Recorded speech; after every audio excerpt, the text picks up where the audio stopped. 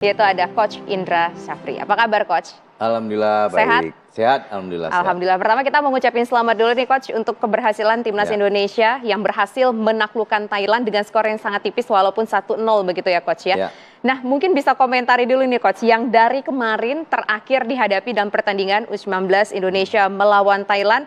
Orang mungkin nyangkain Thailand nih kayaknya berat banget. Thailand kayaknya mungkin berada di Indonesia. Agak ada rasa pesimis dari beberapa pihak. Tapi ternyata Coach Indra berhasil membawa Indonesia. Ya, pertama saya ingin ralat dulu, saya bukan pemain tim nasional. Jadi nanti banyak orang protes nanti. Saya bukan pemain tim nasional. Saya melatih tim nasional ya, dari tahun 2011. Mulai dari tim nasional U16 sampai tim nasional kemarin Asian Games usia 24. Mengenai pertandingan final ya, pertandingan final lawan Thailand sesuai dengan apa yang kita perkirakan bahwa Thailand atau Australia yang akan maju ke final. Dan untuk saya pribadi itu sudah ada kalau nggak salah 4 kali pertemuan dengan Thailand. Pertama waktu itu di SEA Games di Manila, dia juga kalah. Terus final di Kamboja U22, juga kalah di final dia. Terus di kemarin di SEA Games final juga kalah. Dan terakhir kemarin di Surabaya juga kalah. Bukan berarti Thailand bukan tim yang nggak bagus, sangat bagus. Dia bermain rapi. Dan saya pastikan sayangnya Thailand kalah dengan cara yang sama.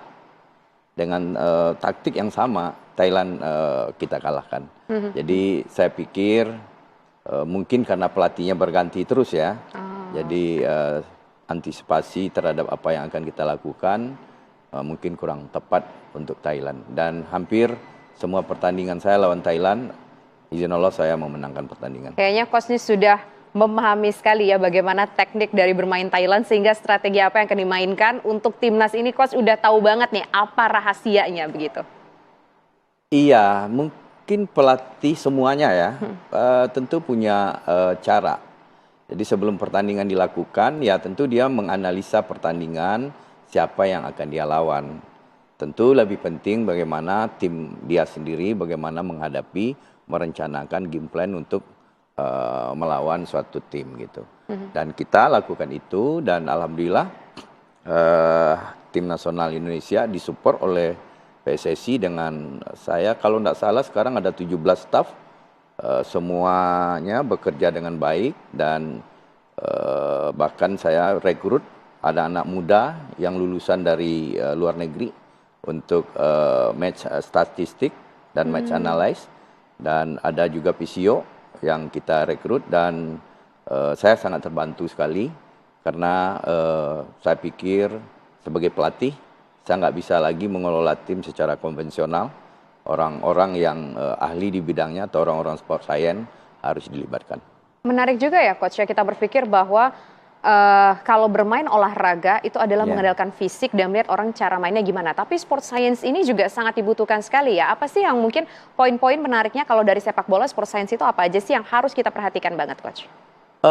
Banyak informasi tentang pertandingan, tentang pemain yang kita harus dapatkan. Nah, kita nggak bisa hanya melihat dari kasat mata kita sendiri. Dan harus kita data dan kita lakukan dengan keilmuan yang ada gitu. Dan kemarin saya juga mendengar kemarin bahwa contoh soal nih, kenapa sih kok Welber terlambat diganti? Ya kan, akibat terlambat diganti dia cedera. Itu menurut penglihatan mata kepalanya dia. Padahal kita mengganti pemain, menurunkan pemain, kita ada data statistik.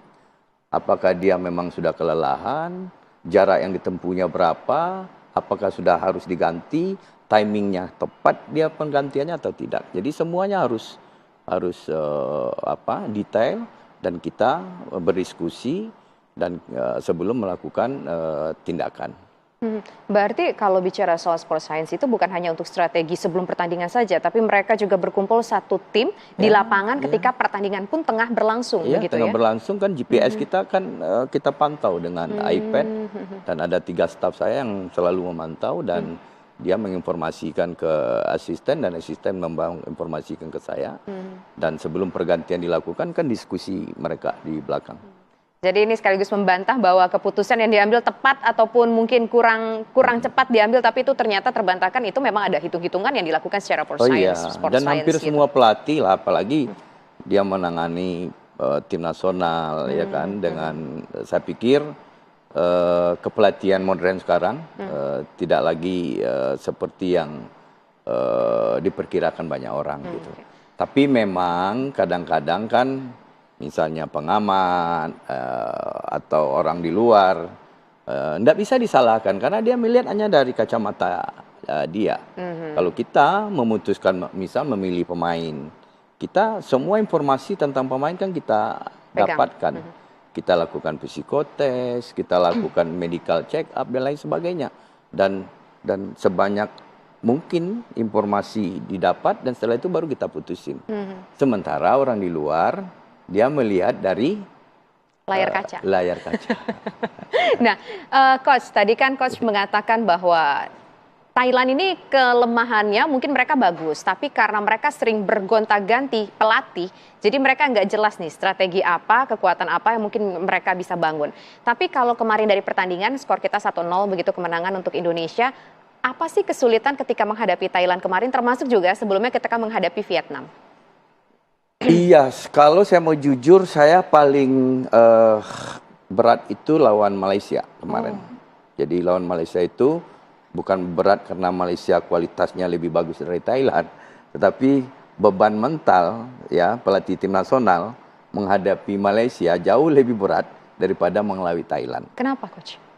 Karena kan ini orang selalu memposisikan ini adalah pertandingan gengsi antar negara. Ini musuh bebuyutan.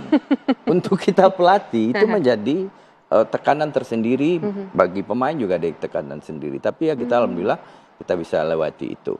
Nah, khusus Thailand, saya pikir dari tim Asia Tenggara, Thailand masih tim yang solid, pembinaan usia mudanya juga berjalan dengan baik dan saya pikir masih tetap akan menjadi lawan berat kita di kemudian hari.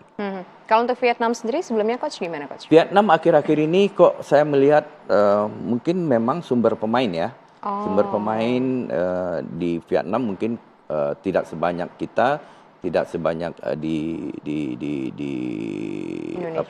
Thailand. Ya. Jadi sedikit ada penurunan kalau saya lihat.